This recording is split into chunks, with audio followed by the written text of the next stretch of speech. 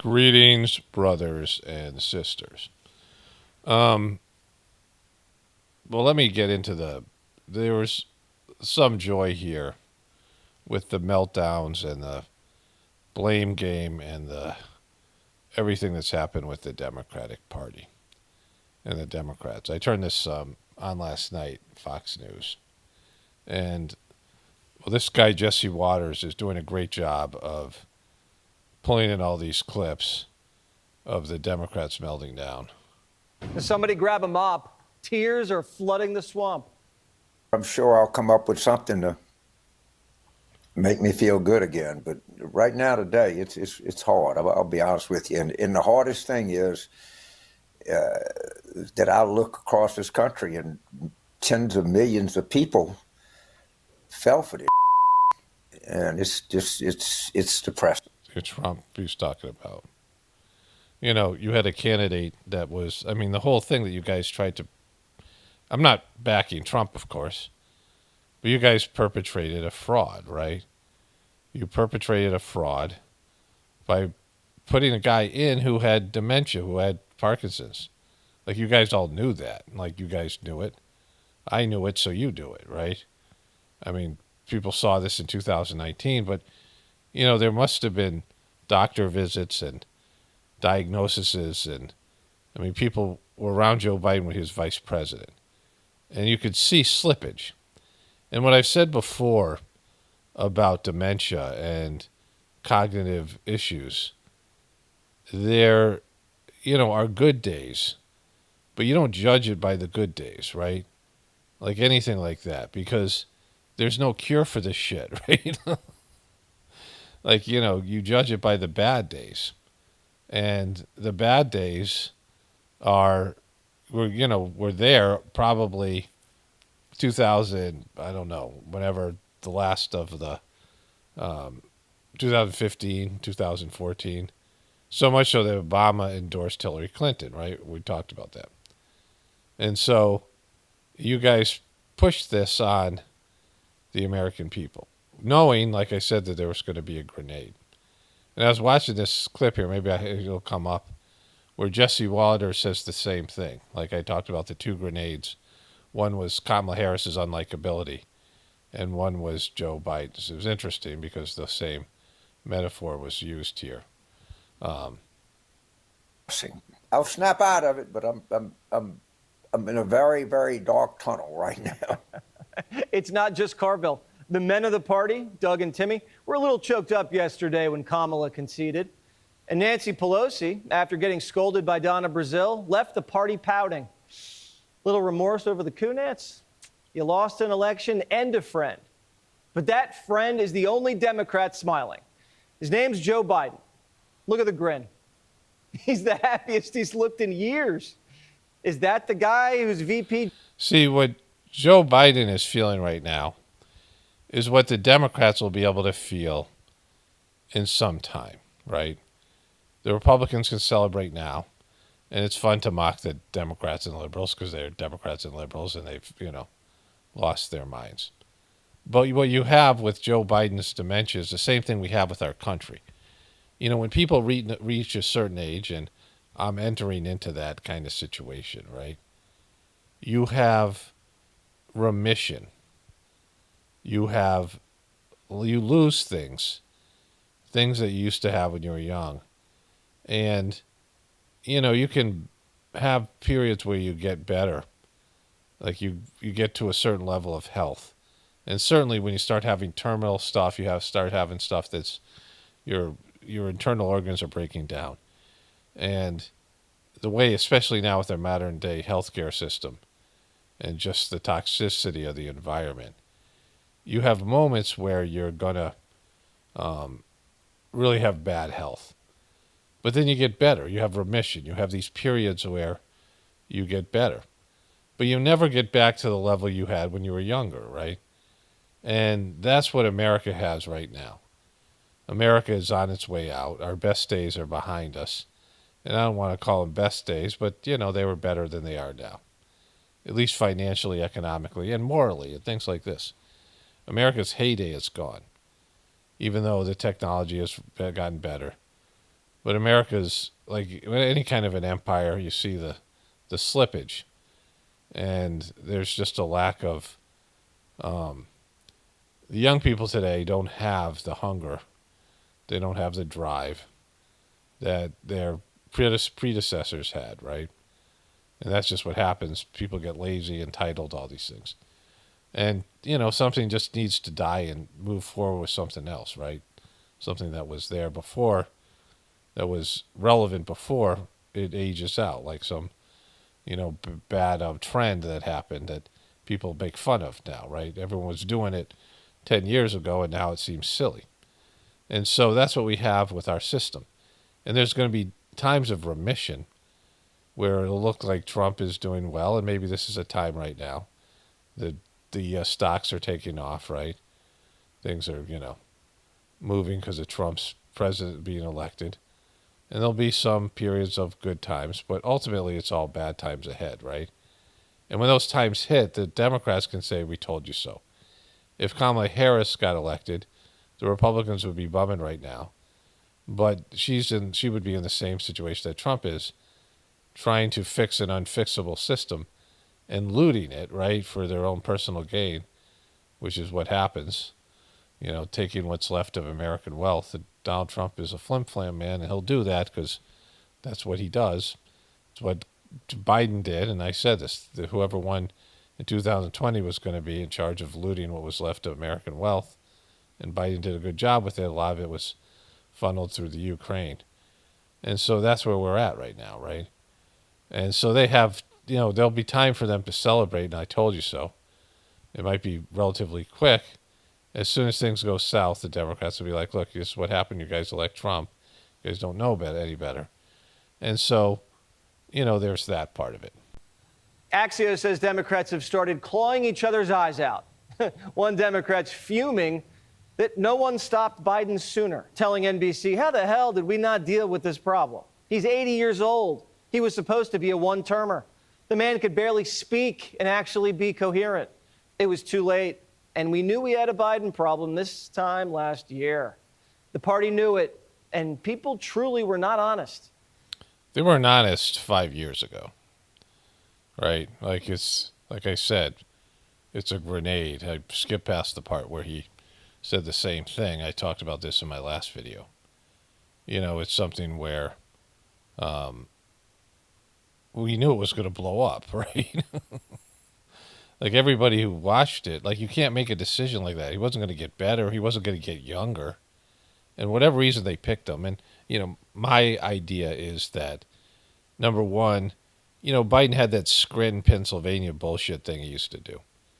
And because of that,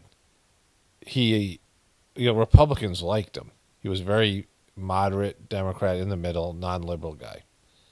And so he'd been around for a while, and he was almost like a Republican. Like he could have also been a Republican, right? I mean, he had his, but also he had connections to the black community that Hillary Clinton didn't have. So, and he was so, gone mentally and so compromised and owned. He was such a crooked politician for so long. They figure that they owned the guy, right? And so that's my only reason why, they thought about it as a short-term thing, that they would, be able to beat Trump, maybe manipulate the election. I mean, we don't know how long the COVID thing had been planned. If the COVID thing, which I can't imagine it wasn't, a intentional release of a biological weapon on a global basis. I mean, it seems like everybody was on board, country to country. Like none of them. I mean, why aren't they going after China now? Or America, because America and China were in this together, right? America provided some of the technology and some of the, science, and it took place in China. They were working together, right? There was a lab in China where Americans were working on gain-of-function research with the Chinese, and that whatever they produced was released. Again, the Chinese leadership wanted to reduce their population. Whatever was going on there, why isn't everybody blaming the Chinese and some extent the Americans because of it, right? Think about it. So, if it was released on purpose, then they knew that was going to happen. And so maybe they thought, all right, we'll be able to slide. The whole plan was Joe Biden, and it worked, but it wasn't going to work forever, right? And him picking Kamala Harris was, a disaster for their future. So they had these two grenades, and both of them went off at the same time, right? Which was, but now you have Trump, who is himself, like, he knows all the bullshit he's been promising people he can't do. Like, a lot of it, I guess there's I'll see if I can find that, about Trump and we'll come back to that later. It's about Trump and the, getting all the illegal immigrants out. And they said that there's no limit to the amount he'll spend to get rid of all these illegal aliens, or whatever he's calling them. Bloomberg says it probably wasn't great to cover up President Joe Biden's infirmities until they became undeniable on live TV. Democrats are also raging at Biden's arrogance, leaking all over the place. He shouldn't have run. This is no time to pull punches or be concerned about anybody's feelings. He and his staff have done an enormous amount of damage to this country, one Democrat said. And he's a good man who can be proud of his accomplishments, but his legacy is in tatters. Again, we're here. If he had dropped out earlier, there would have been a messy primary. I think you can look at the Harris folks who say that she didn't have enough time to run, but there are others who say this was actually the best scenario for her. I was going to say, I think Yeah. a lot of people probably thought she would have lost a primary. Well, not just. Not only just lost a primary, everyone would have realized how much they didn't like her. And 3 months was too long, because it didn't take, before when she ran, and these were Democrats, like the 2019-20 primaries, it only took them a couple weeks for them to go, oh, we don't like this bitch, right? And that was the Democrats. And so 3 months was too long, right? I mean, if they could have had their DNC convention and then had the election like a week later, maybe she would have had a chance. I don't know if she would have. I mean, the whole thing, I don't know if she ever had a chance, because of, just the way things were going. There's bad news coming. And, when you have, like Trump had a good presidency because he opened up he got rid of all the regulations that happened after 2008. And Wall Street was doing well because they were back doing their derivatives bullshit. But that was only going to last so long before the economy collapsed again. So it's these things that they do that are time bombs, right? They're grenades. Someone pulls the pin, and you don't know when they're going to go off, but they're going to go off. And that's what's happening when you do some of these policies. There's short-term gain, there's short-term benefit, and then they go off later, and no one can stop the bigger grenades of a debt-based economic system that is a usury system. And if you look at, there's a great video I watched years ago, and I don't know, it's probably not even up on YouTube, but it had all these quotes from famous people, like, Isaac Newton, people before that, like famous philosophers, all throughout history, all condemning the usury-based system, because they had seen it work in small, it's a Ponzi scheme, a pyramid scheme, or something even more, insidious than that. It's like basically that, but it's like, it becomes an economy. And eventually the debt gets too big, and you can't have debt as wealth. That's a demonic aspect, right? Something that's an IOU can't be wealth. You can't say that somebody owes me money. Someone's made me a promise, and I'm going to use that promise as an asset, right? Because they're not going to pay at some point. So it doesn't have any value. It has a negative value. And so let's get back to it here. But, that's the same thing. All these things are just waiting to go off, right? But even if it had been 2 months earlier, more time would not necessarily have benefited Kamala Harris. And Joe Biden's legacy is going to be defined by the fact that Donald Trump won. The New York Times says Biden's legacy will forever be defined as a one-term president who set his party on a path to failure. The thing about this is Kamala Harris ran on joy and bringing people together, right? The Democrats, let's bring everybody together. That's what they were saying. Remember that shit they were saying? And look at them try to tear each other down. Because these are the kind of people they are, right? They're blaming people. You know, when you go through something bad as a team, when you lose, you go through something controversial as a couple, as a married couple, as a family, the worst thing you can start do is finger point. You know, I used to be a finger pointer. And, you know, not being able to handle losing, defeat, whatever, bad times. And I had to rearrange my personality, like I had to work on it, not to do that. Like, you know, when I have the feeling, you have that bad feeling when something doesn't go your way. You have that bad feeling, it's like in the pit of your stomach, and you're just, like there's anger and frustration, and you feel bad. And you look around, and you don't want to take responsibility for, like, it's your fault for whatever happened. So you look around, and, you know, it's easy to just, whoever's near you, to blame them or whatever happens. Like, people do that. I used to do it. And that's what they're doing here, right?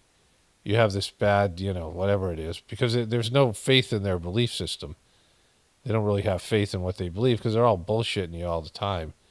They lie to you, and somebody wins and somebody loses, right? It just, you know, like anything else.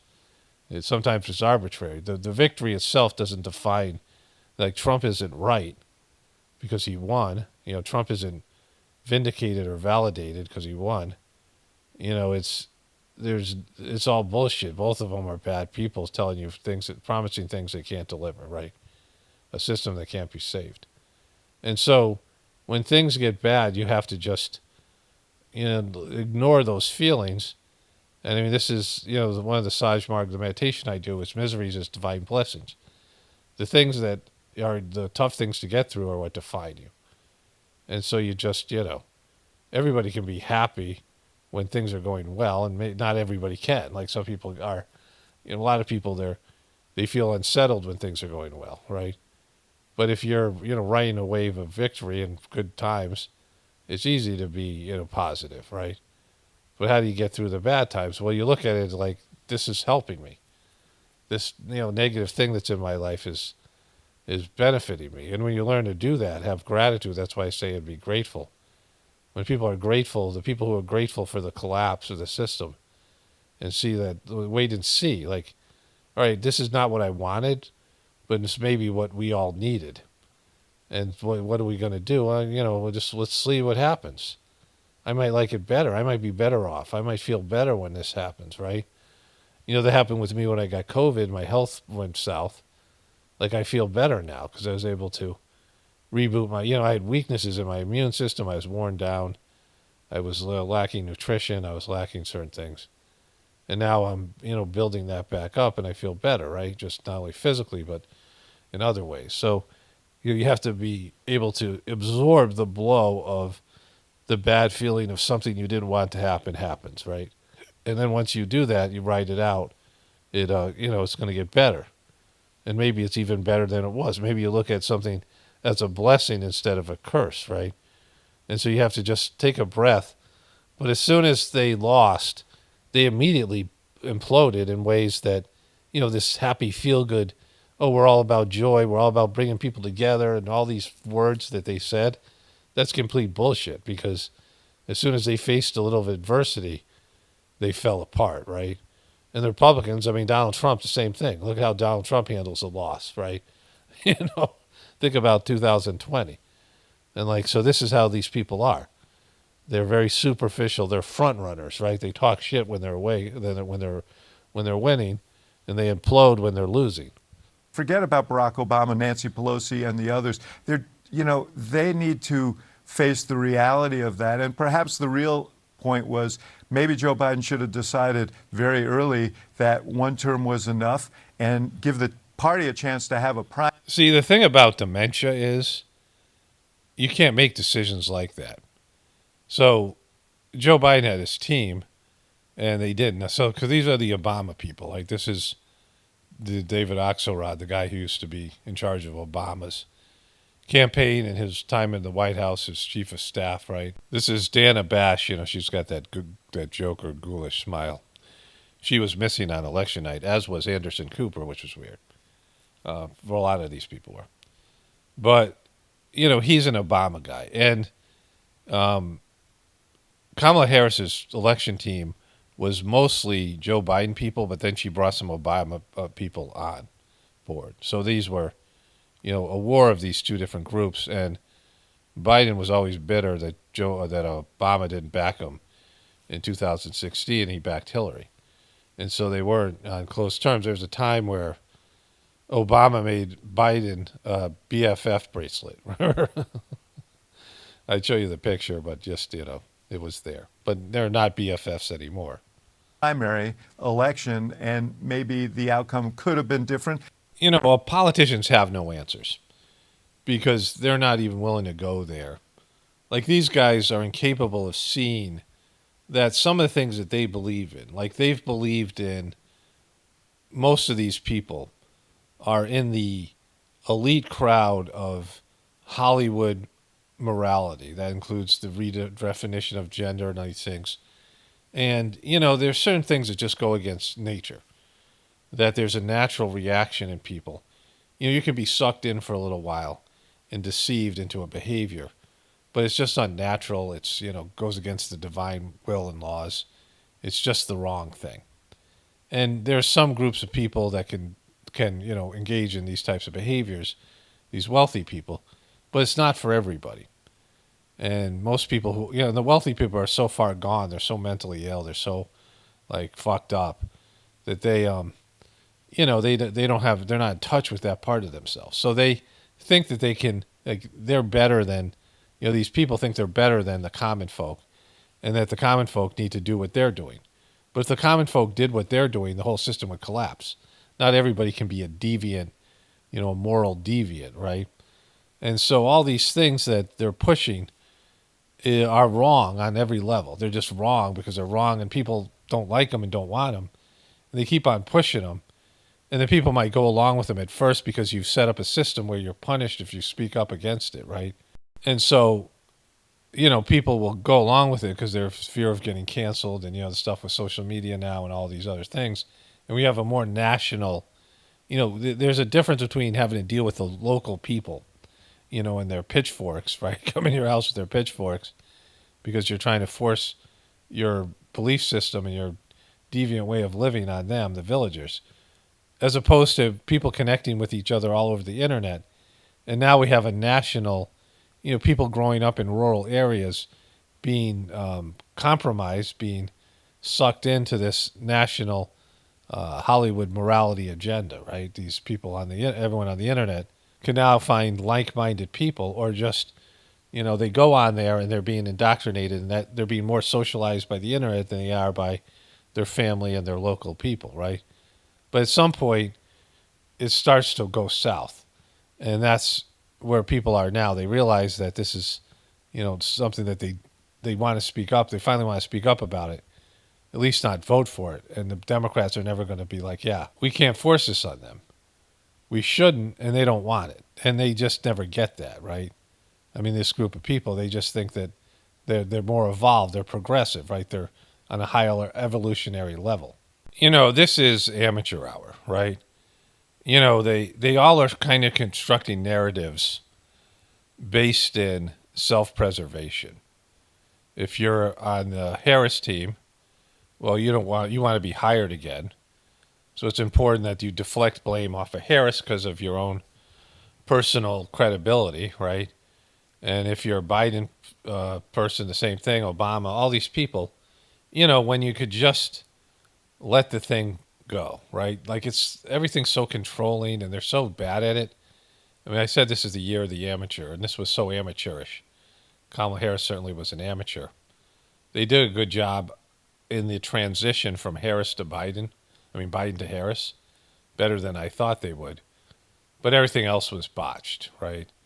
And, the premise of it, like, they might have done a good job of switching, getting rid of Biden. That was flawless what they did there in terms of the timing and all these things. But at the end of the day, they had Kamala Harris as their candidate. And, I don't think she was ever relevant. I don't think she ever had a chance of winning, right? If the votes count, who knows what the vote. People say that the votes are rigged against Trump, but they're not rigged for him. Like the people that control the system all of a sudden lost control of the system in 2 elections. Trump wouldn't have been president in the first place if they didn't want him to be, right? There's things that could have been done all along to get rid of the guy. They can always kill the guy, and they can always lock him up or destroy him in one way or another. They're good at destroying people. They do it all the time. This is their asset, and you can't ever forget that. He's their asset. That's why he's in front of you, pretending to be one of you, and he's one of them. People close to Harris think Joe Biden's the singular reason Kamala Harris and Democrats lost. Biden's loyalists were irate after hearing that, clapping back, saying they'd love to have whatever they're drinking. Biden world pointing their fingers at Kamala and Barack. There's no singular reason why we lost, but a big reason is because the Obama advisors publicly encouraged Democratic infighting to push Joe Biden out. Didn't even want Kamala Harris as the nominee, and then signed up as the saviors of the campaign, only to run outdated Obama-era playbooks for a candidate that wasn't Obama. And some Democrats actually agree. They're blaming the loss squarely on Obama's people, saying they're stuck in 2009. One Democrat says, the team that's there, it's time for them to retire. We need a whole different strategy. The day of Obama and his geniuses are over. They've been left behind. They're out of touch with the American people. The Democratic Party is out of touch. Okay, so this is what happened with the neocons and George W. Bush, right? There is a time period where after a loss, these people are, shunned. But then, just like with the banksters, remember when there was the financial collapse, and then they handed it over to the same people to fix the problem that they created. It's happening with the healthcare system, and all these other things happen with COVID, right? The last time Big Pharma had a significant storyline was the opioid epidemic, which was still going on when COVID hit. And so all these people were suffering from these, the misinformation, the bad advertising, the deceptive advertising about these opioids not being addictive. And there was this massive opioid epidemic in America and people suffering from it. And then COVID hit and they're like, hey, you guys, what do you guys got, right? And so this is how it goes. Like, these guys are all be back because these are the power people in the Democratic Party. And there's no rock stars out there. The only thing they got going for them is Trump's inability. Trump has this swagger to him where he's one of those people that thinks everything's just going to go his way. And in a way, that's true, but it isn't success that he has because he's gone bankrupt 6 times. He doesn't pay his bills. It's like he's done all these things. And now, of course, he's got this unlimited payday because of his position of power, and his family's set now because of the presidency. And he monetized the presidency like nobody else. Like, Joe Biden was an amateur, and his family was, Hunter Biden was an amateur compared to what Jared Kushner and Ivanka did with the monetization of the presidency. But what Donald Trump does, is he believes that everything's going to work out because he's Donald Trump and he's the best one, and they just, and he believes it. And he gets other people to believe it, but it's not true. He doesn't hire the best people. He doesn't have some Midas touch in business, right? Like, he's mostly a failure and a fraud, but he believes he's that guy, right? Obama's campaign manager, David Plouffe, who took the reins of the Harris campaign, has already gone into hiding. He deleted his Twitter account today. And Democrats...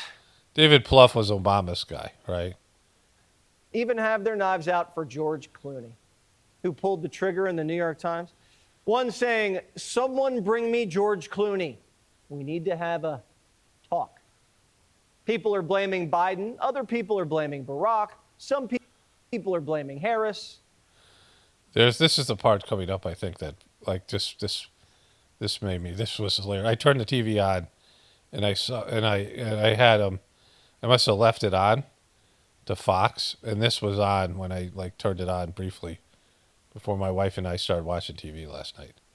This is the top Democrat in Philly saying the campaign was just sloppy. The national campaign, nothing, zero. They had no respect. They had no coordination. They didn't talk. I never even had a conversation with the Amateur night. lady. First time ever. They didn't even do the right thing as far as giving us the resources that we need, and they want to blame us. And now I understand somebody over at Cape was blaming Joe Biden. Can you imagine blaming Joe Biden for her loss? She lost. He didn't lose. The Harris team's firing back. If there's any immediate takeaway from Philadelphia's turnout this cycle, it's that Chairman Brady's decades-long practice of fleecing campaigns for money to make up for his own lack of fundraising ability or leadership is a worthless endeavor that no future campaign should ever be forced to entertain again. Kamala is accusing the Philly Democratic Party boss of stealing her money. And this is just... That's just spectacular. Like I said, so I turned it on and that's what I saw. And then I went back and I watched the whole thing and I was like, this is amazing coverage. Like, you know, I didn't like this guy. I don't like the guy, but he's doing a great job here. You know, of just grabbing joy out of the meltdown that is the Democratic Party, right? And his team, they're doing a good job of putting this stuff together. Because there's joy here, right? This is, you know, one of the apocalypse thing. I'll get into that in a bit. But here's the other part. Breaking. Even though she raised $1 billion, she ended the campaign $20 million in debt. So the DNC, that's the DNC. The DNC is now stuck with $20 million. Obama left them $12 million in debt. And they're going to have real hard time raising money after this fucking debacle. I mean, so they overspent. And so, you know, this guy has a theory about it. But maybe they did fleece her. But insiders say Kamala's campaign chief spent the cash on concerts with celebrities. Beyonce's appearance fee has to be huge.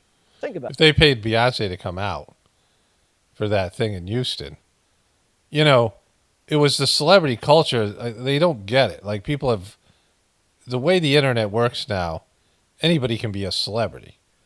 Everyone can get a following. Everyone has some kind of following. You know, you have 100 people watching your videos, and it's like, well, that's, you know, still there's 100 people watching, listening to what you have to say, right? I mean, it's, you know, it's not a lot when you think about it, but it's, you know, enormous. How many people have 100 people who want to listen to what they have to say, right?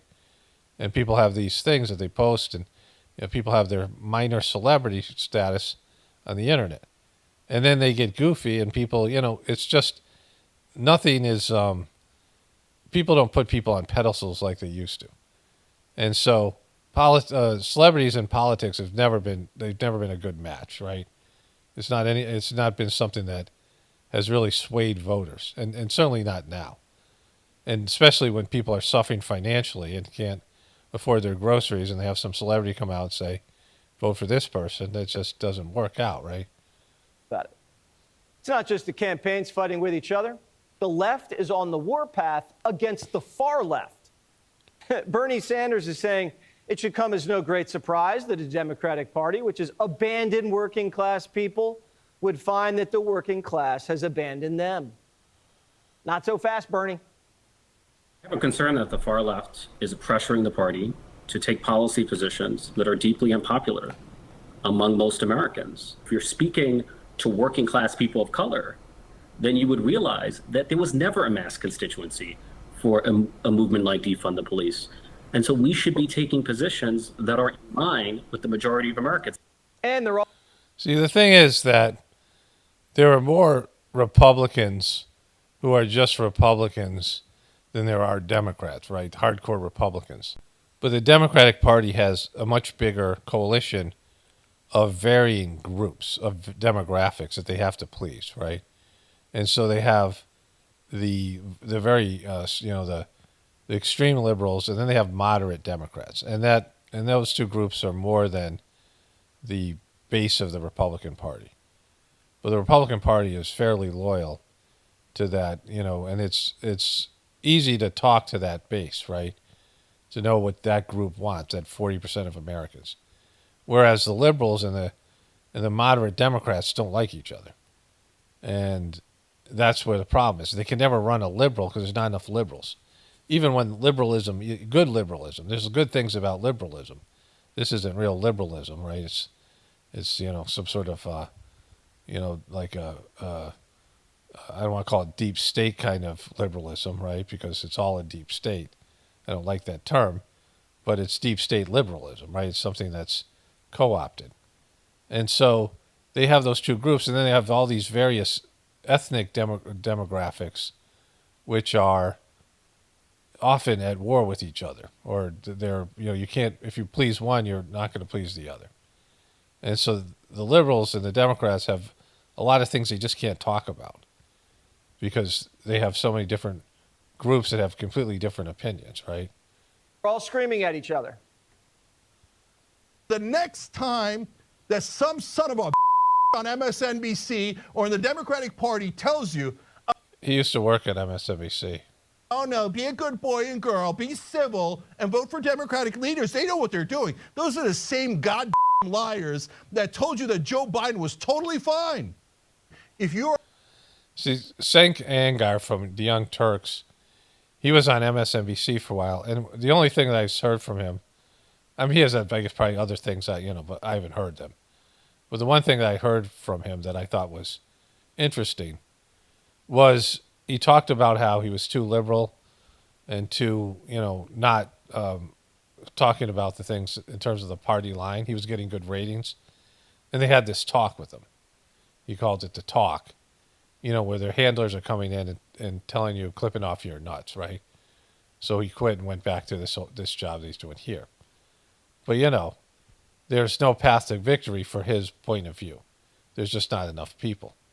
If there was a three-party system, sure. But with a two-party system, you're going to have the conservative type people, the religious people, traditional people, and then you're going to have the liberals, and then some kind of, semi-progressive, but more family-oriented, progressives that live in cul-de-sacs, right, that are more moderate. That's how it always breaks down. And it's so hard keeping those two groups happy because they're not happy people, right? They're hard to satisfy. You're on the left, you're a Democratic voter. Wakey, wakey. I need to wake you up out of the hypnosis that you're in. They're lying to you. Why do you think they keep losing? You think they keep telling you how smart they are and how they're going to deliver you victories. And all they ever do is deliver loss after loss after loss. So Democratic voters, snap out of it. These guys are obvious liars. Fire them all. Fire them all. The machine is a wreck. See, the thing is that what he said isn't even accurate. The Democrats won big. Remember, there's supposed to be a red wave 2 years ago? And so the voting about Trump and Trump people have done poorly. Like they were saying the thing about Trump, like Trump couldn't carry people. The Trumpers weren't getting elected except for this election. And it's because of the whole bullshit thing they pulled, the senile candidate, the economy, and immigration, and just, the apocalyptic mood that's out there. So let's move on to AOC here. There's one more thing here. One Democrat says, to be determined, I couldn't point to anyone. It's a vacuum. Bring back James Carville. They want to put this guy in charge. Vice President Harris said she likes to eat Doritos. Yeah, she eats Doritos. You see? Doritos. There you go. Oh, God.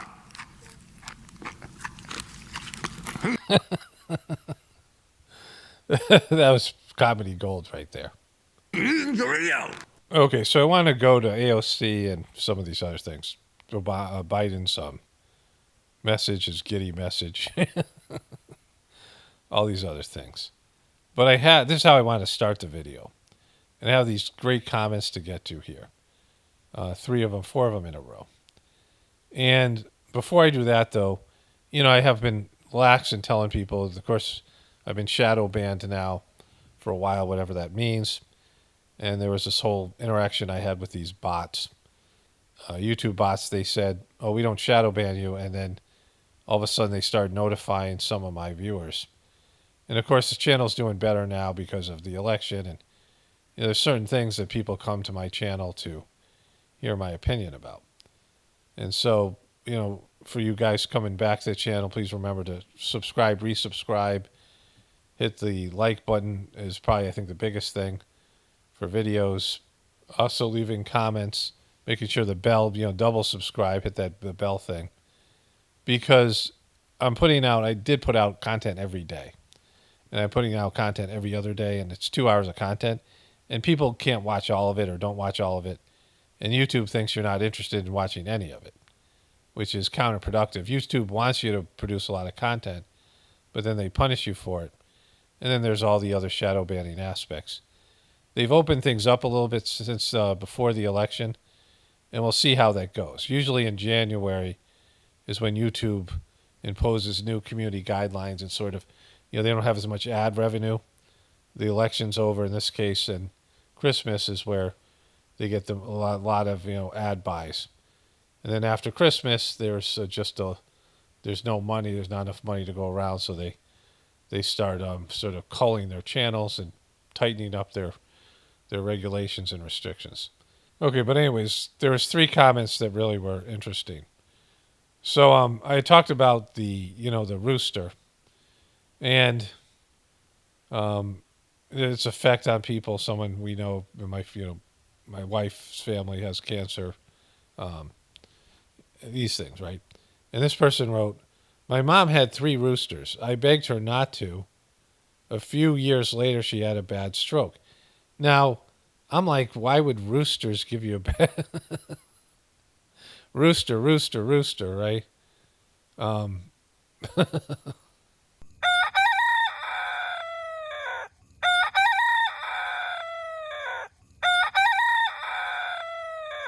So I forgot my own code words. And so for 2 years, she's been living with me and my partner. She had made our living a nightmare, behaving in all ways you described. This video brought tears to my eyes, really hit home. She just takes and takes. It's critical, controlling, unappreciative, entitled, and lazy. I've even said to her, "Is this really the type of person you want to die as?" People are really messed up. Really appreciate this video. Some parts I listened to a few times. Well, for me, I mean, I've made it clear, and I say to people, my kids, if they, because they were not agreeing with my wife and I about the roosters and all of it. And so I was like, well, you guys, that's an adult decision making, but don't expect me to bail you out, right? Like, whatever you guys decide, it's on you to figure it out. If it's a mistake, then, And as far as all these people go, I mean, the post-apocalyptic world, if you have something to offer, if you've made yourself into somebody that can contribute, great. But if you haven't, you've been chosen for, you chose yourself to be called, right? If you're not working on yourself, especially spiritually, I mean, that's why I talk about here. People are going to make their own choices. And I can't tell you what's right for you or whatever. But I'm not going to bail you out later on. It would be wrong to do so. Not just I don't want to because you had different beliefs than me. It's nothing like that. I believe that the people that figure it out, especially spiritually, find God within, because that's what's going to take. We're all family, like everything. Every creature, we're all part of this. We're all children of God, right? We're all connected to divinity. So it isn't like just your biological family. And there's etiquette, and, I get all that. And that's a part of Sajmarg, my belief system. Etiquette and respect for elders and things like this. But, and this is, to me, a different time. And I believe everyone's got to get what they deserve. So they learn. Like, it's something, if you chose not to read the signs, there's lots of warnings, right? There's warnings you're getting every fucking day. They're slapping you in the face. The divine system and the beings that oversee it are compassionate and empathetic, and they understand how hard it is to be on planet Earth, and they're giving human beings every opportunity to turn this fucking ship around, individually and collectively. And the thing about, I always talk about divinity within, and people's divorce from their souls and the part of them that's divine is why the world is the way it is. People who have a connection with the divinity within them are wiser, and even if they're not wise, they listen to their soul, they listen to their heart, they listen to the God within them. They listen to God. That's their, their. You have a system to connect with God and communicate with God through your heart, through the love of God. It's a feeling system, and it prevents you from making really bad decisions. And when people embrace that part of themselves, they're just better people, and the world that they create around them and manifest around them, including the governments and things, is better. It's the divorce from your spiritual side, and religions have had everything to do with that, being a middleman between you and the divinity within you, because religions suck and they're parasitic and they're materialistic. They're not about God and you connecting to God. They're about their religion and its profitability, right? And I would get into that more at the end of this video. And so when you have people in your life who are making the wrong decision, then they have to suffer those consequences. And they can't drag you down with them, right? It's like the boat is sinking, and a lot of people decide to tie anvils, or cement blocks to their feet, and they're being pulled under the water, and then they want they want to grab onto you and suck you down with them, right? And I mean, I'm not telling people what to do, because that's my whole thing. That's what I'm saying here. Everyone's making their choices, but then they have to be responsible for their choices. And you can pray for them, you can be empathetic, but I mean, I would say, like, in this situation, if it was me, I'd be like, if that was my mom, I'd be like, you know what, I'm the only thing separating you from homelessness, and you fucked up, and you didn't listen to me, and so shut the fuck up if you want to stay here, and you start, like, contributing in some way, or whatever it is. Like, I'm not, you better, like, gain some, like, will force and pull yourself out of this, situation, at least emotionally, and get your attitude right, because I'm not, you'd be fucked without me, right? I mean, like, that's, and and I wish I'd said those things to my ex years ago. I mean, in terms of, I got, sucked into the whole being manipulated because someone's threatening suicide and self-harm, and you just can't say fuck you because a person does it, then the blood's like on your hands. But now I feel completely differently about it, because ultimately people are going to do what they're going to do, and a failed life is a failed life, and enabling a failed life is the worst thing you can do. Then you kind of owe the person because you didn't tell them the truth, right? There's too many people walking around not hearing the truth about themselves, and even if they can't accept that truth, at least you've done your duty, because they're going in the wrong fucking direction. Like, pretty much everyone's going in the wrong direction. And when when they all start going over the cliff, then they go over the cliff, right? Like, that's their choice. And you might be sad, you might be, whatever you feel about it, but most of those people are very unlikable. Anyways, again, not advising people, like I said, that's my thing. People have to make their own choices. And then the person said, I thought you were very insightful, but you sound like a dick. Only ask me 3 something cues I spaz questions. Only ask me 3 questions. I spaz out a lot, and he puts in more hours a day. Spaz out a lot. He's talking about Trump here. He puts in more hours a day than your pathetic ass. LOL. You'd rather Kamala? This person can't even complete sentences. He's almost 80, wanker. I'm the wanker. I only asked me 3 questions was, I was talking about how when I was in New Mexico, I worked at this teen center, and this girl from Wisconsin came in, and she was like this big blonde corn-fed girl who had a lot of, like, almost kind of that Kardashian type energy, one of those type of people, didn't talk like that, had a Wisconsin accent, but, that kind of a person. And she would just bug me. And I said, you can only ask me 3 questions. And she said, you can't do that, can you? And I said, that's 1. And there was, up to 50 kids in there. And, it wasn't like that hectic, but, if they all asked me 10 questions, I mean, I would have to quit. Like some people are just needy. And I said, I have to divert my energy, and I can't just be sitting here being bothered all the time, right? By someone who's not getting enough attention at home or whatever fuck your problem is. I didn't say that, but, basically implied it. And it's called boundaries, right? And Trump's a wanker. I mean, if anybody's a wanker, Trump is. Then there was another epic comment here. So there's a couple disgruntled Trumpers that found this video. And this person, to the same video, the title of it, Kaboom, Full Hilarious Election Coverage. And most of the election coverage was about, Kamala and the Democrats and whatever it was. But I said some truths about Trump, and these people found my video. They weren't my normal viewers.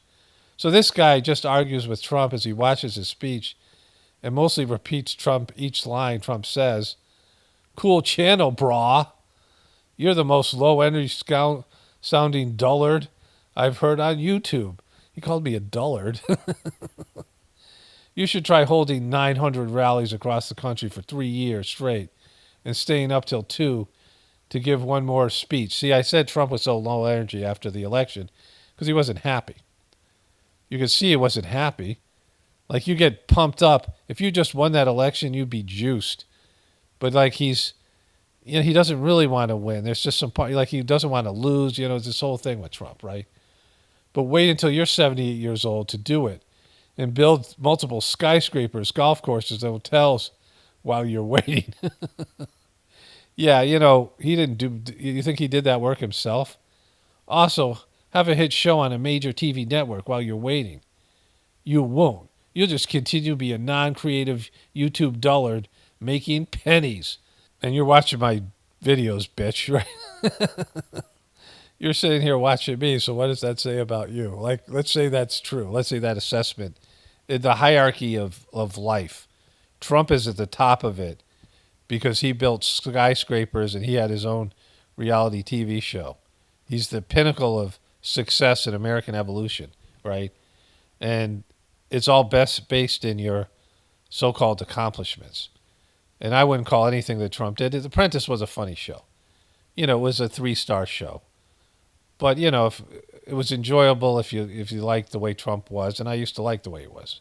I mean, even when he was president, he was my favorite personality as president, right?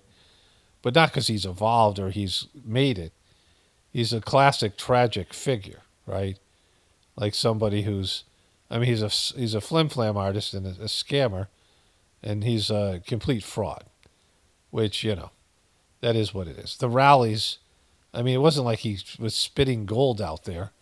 It wasn't like he was just dropping wisdom.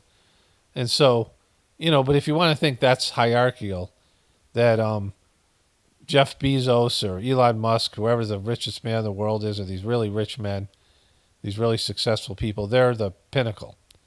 And then you work your way down, right, to, lowly people like me that have a small YouTube channel. And then you're a disgruntled Trump person watching me. So, if I'm a dullard, then what are you? Anyways, I really enjoyed those comments. I was just reading the training book for preceptors. I'm going to talk about this at the end of the video as well. I was going to end there, but I just want to say this briefly.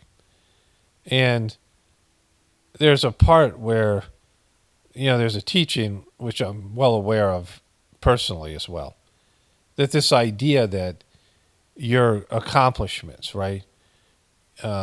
Years and years ago, I went to India and I came back to America, and I couldn't find a job. I was living in New Mexico, right? That place where I ended up getting that job with this Wisconsin girl that would bug me with her questions, right? And so it took me months to find that job.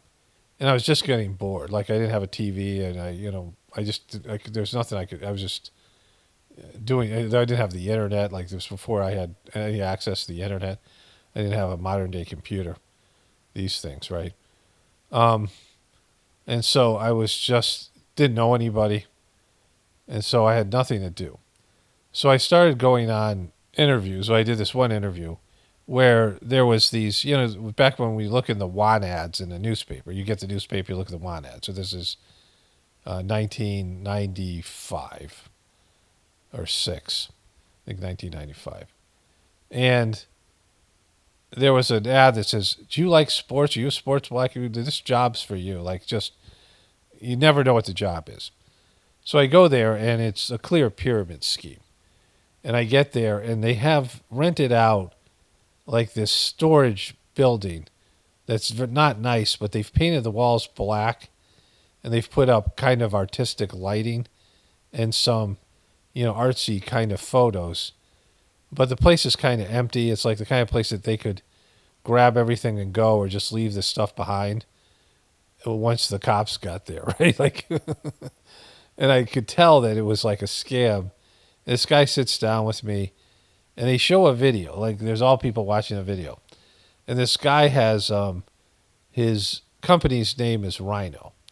And the guy comes in, and he's showing his mansion off, this obnoxious guy. And he said, I've been really successful in business, and this is my resume, right? And he shows his yacht, like they show him on his yacht, and he's got all these, like, hookers with him, basically. And they shows off his cars and show him hanging out with celebrities. And then he gets Ted Danson, like he's paid Ted Danson. This is before Cameo. He's paid Ted Danson to say and verify and validate him as a person, as a successful person. And then I have this guy who's my sort of, trainee, and they talk about how they have these products to sell, these goofy water filters, but the real way to make money is to come in as a manager, and for that you have to pay them $5,000, which was, I knew about pyramid schemes, and that was always the going rate. So they pretend it's a business, but you can invest in the business and make more money, and then you can go out and get more managers, and they all pay you $5,000. And he's like, my wife's so happy, like I was so miserable. This guy's telling me all this stuff, right? He goes, I'm so miserable, and I was just, I come home happy from work every day. This is such a great job, and I bought in as a manager. And I go, this is a Ponzi scheme, right? I said, this is a pyramid scheme, right? But this guy, and the guy runs off and gets another, like, real manager to talk to me. And I'm like, no, I'm cool with it. I just, I want to see how, what the thing was. But they don't want to admit it's that, right? And this guy showing his validation and his wealth, right? Showing that this is my, he didn't say my resume. He said, this is my documentation. That was the word he used. He was documenting his success with his houses and all his shit. And, this guy's like a junior, Trump wannabe. And all these people that need, whether it be the position they have, there's people like this on Facebook. And I know from my meditation, I had a lot of friends who were from India, Facebook friends. And some of these guys I knew were real assholes. They did the meditation. And they, every chance they got to take a picture with a famous person or put how they were getting a reward at work or how their kid was doing great in some ways. Like, people use social media to brag about how good their lives are going. And, other people are miserable and things like this. And, it's just a bad look. But you need that kind of, because you're a piece of shit inside, so you need external validation, whether it be success in financially or a business title or trophy wife or whatever these things are. Whatever you need to show everybody how great your life is, because deep down you're a piece of shit. Like you're covering up for something. And Trump is one of those people. And at some point in your, in the successive lives that you have, you're going to realize that material success isn't why you're here. You can be material successful. You can be a rich person. and it makes your life easier, but it isn't why you're here. It helps you, money might help you achieve some other goal, some spiritual purpose. And this guy, this person left the comment, I mean, these people who are clueless, they're not even materially successful yet. So they look up to Trump. Like they have never had a life where they become somebody like a Trump or somebody. But many of us have, and we realize now that wasn't, at some point you realize, oh, yeah, that's not why I'm here. And it might take multiple lives. But when you first incarnate, like people who are first timers, they look up at people like kings and powerful people, and they think that's why they're here. And they won't achieve that in that life, but they'll come back in another life or maybe multiple lives, and they'll be able to be rich and famous. And then when they get that, they're like, oh, this makes me feel even worse on a soul level. And then hopefully you learn something, and then you have an aversion for such things because they're false, right? They're taking you away from your true purpose. Anyways, I wanted to throw that in here. With the White House secured, President-elect Trump is ready to enact his Make America Healthy Again agenda. RFK Jr. says it's time to clear out entire departments in the FDA. But what exactly does that look like? Here with reaction, Fox News senior medical analyst, Dr. Mark Siegel. Dr. Siegel, thanks for being with us. So this is the big thing here, right? Is Trump actually going to do this? Because there is billions, if not trillions of dollars on the other side of this thing.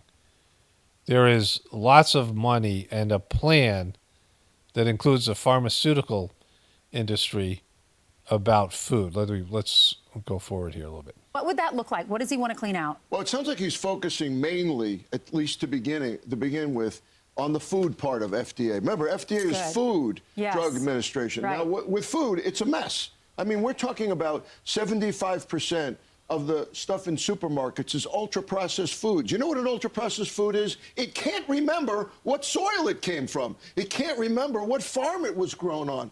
So if he's going to get rid of these types of foods, right, this is, an industry, it's hard to feed a lot of people. And a lot of people in cities, they live in places where, you're in a food desert. Like people in cities can't grow their own food. And so everything to do with electricity, the modern day system, and processed foods are much easier to ship. And these, there's other aspects about it, right? Using a lot of corn, all these things about GMO corn. And so to get rid of all that food, and I don't know how that would work. That is whatever it is. There's a logistical issue there. But there is a huge business model that involves you eating shit food, going to your shit doctor, getting shit prescription drugs, and then those things causing side effects, you going back to your doctor and getting more shit prescriptions, and then you entering into this cycle where you're working to, you're working to hand your money over to the food industry that's poisoning you and the medical industry that's poisoning you, right? And this is $1 trillion industry, and there's a precedent where RFK Jr. was working with Trump before in his first term, and Trump was all about RFK Jr. until Pfizer offered him $1 million. That's RFK Jr.'s story. He said that Trump was open to his ideas until Pfizer came in and paid off Trump.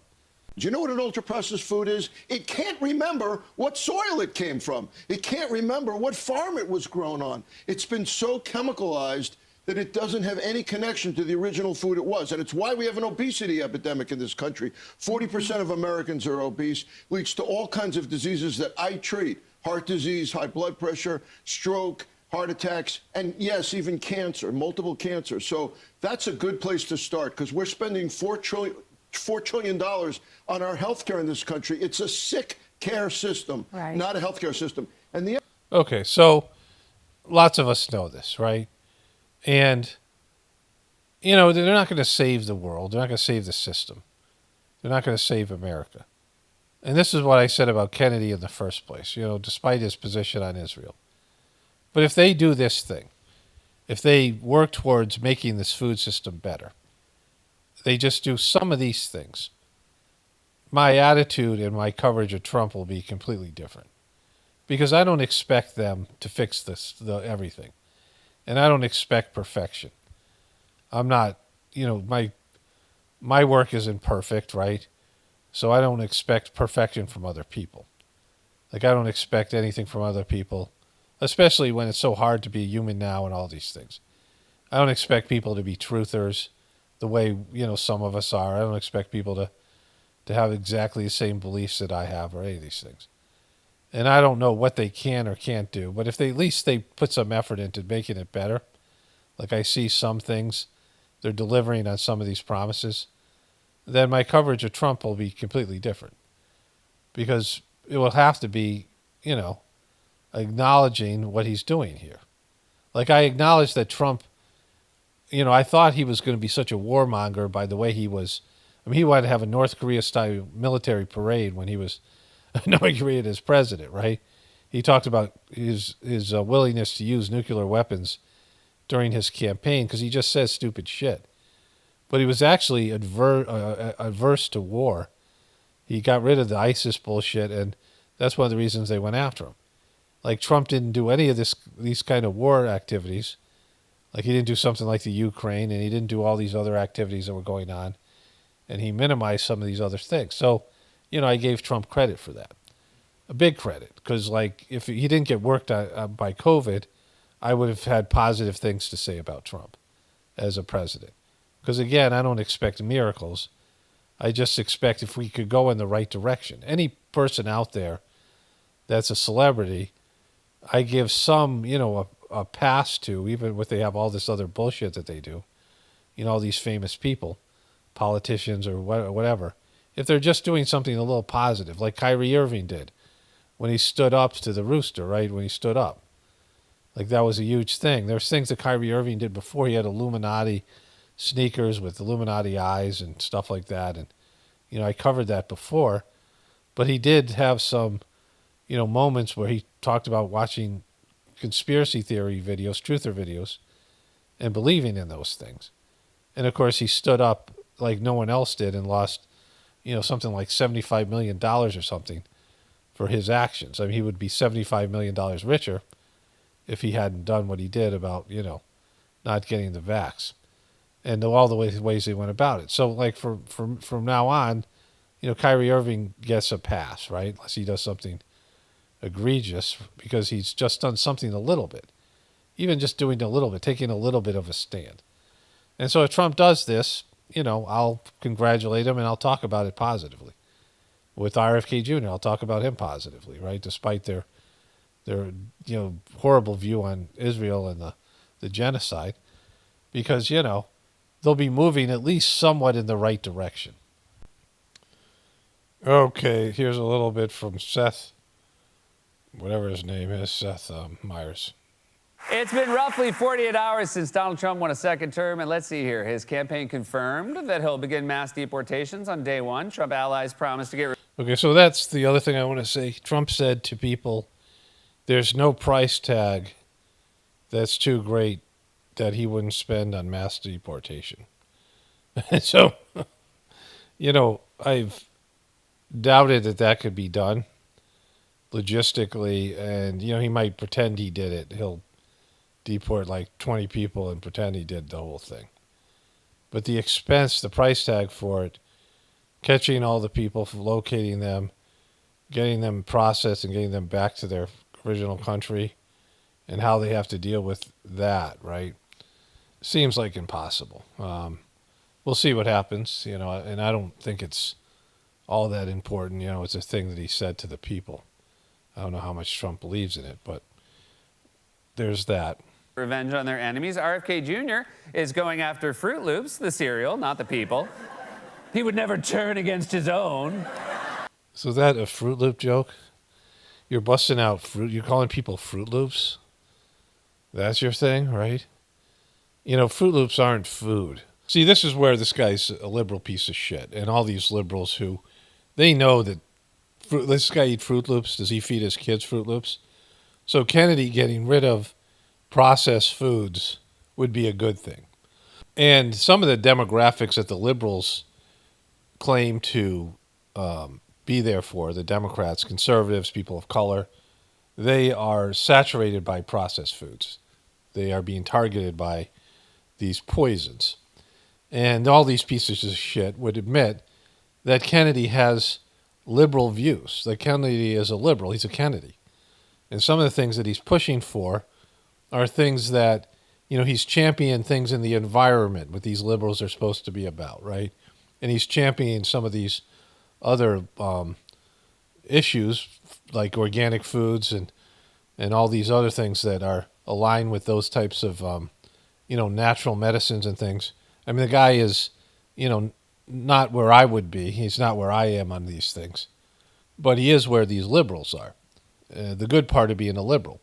And they would admit those are good things. Those are good things that would come out of this. Getting rid of processed foods, any money that you put into this, I was talking about this with my wife.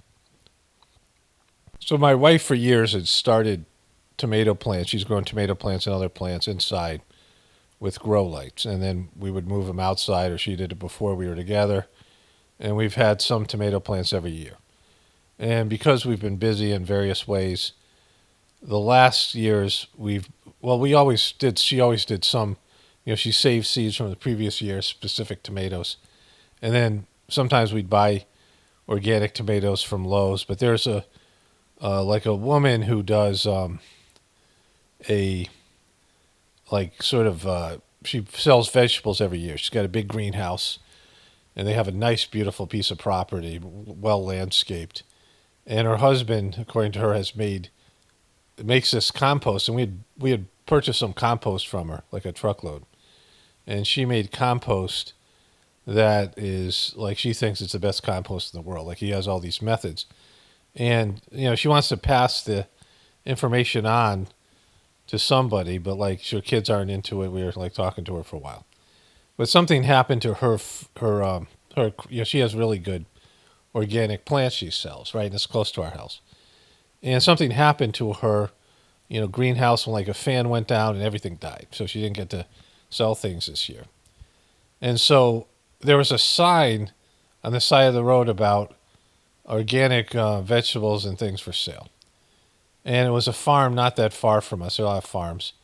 And we went in there, and they had just this Mother's Day sale, last Mother's Day. I think I mentioned it a little bit.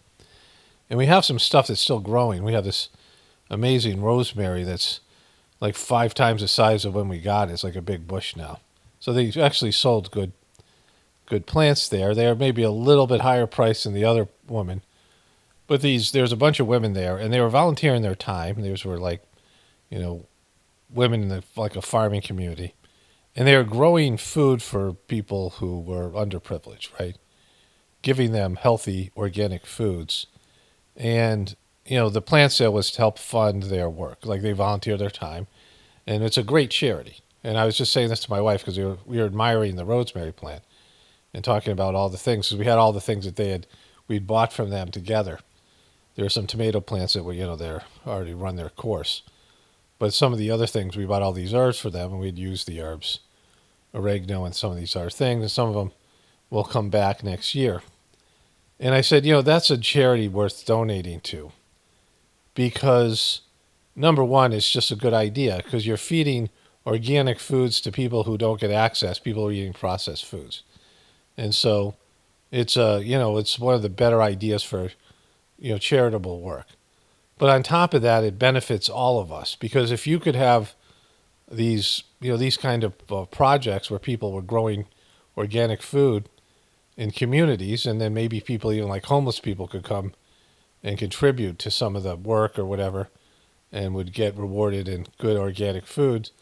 And because they're not eating processed foods, these people who are being targeted by these poisons, it would relieve a lot of money in the healthcare system. It would change the whole economy, right? Because a lot of the people who are impoverished are on Medicaid or Medicare, which is, costs everybody money. And a lot of their health issues have to do with their diet, because they're being targeted, like I said, with these types of foods. And so feeding people who don't have the money to buy organic foods and things like this, feeding them that kind of food, people who don't have the ability to grow the food as well, right, don't have, land and, live in cities or whatever, would change everything. Like you would see you could reduce massive amounts of the medical debt and just all of these other things, right? And so, these are just some thoughts about that. Let's move on to Jojo Magoo here. Speaking now at the White House. Good morning, good morning. All right, so he's happy, right? There's no doubt that he's happy. He isn't bummed at all. Like, that's not a bummed person. Thank you, please. Thank you. Good to see this cabinet and staff together. Okay, so he's smiling and happy. There needs to be, he's not even faking some dour or being, he's not even trying to fake it, right? Thank you. See, this is truth right here.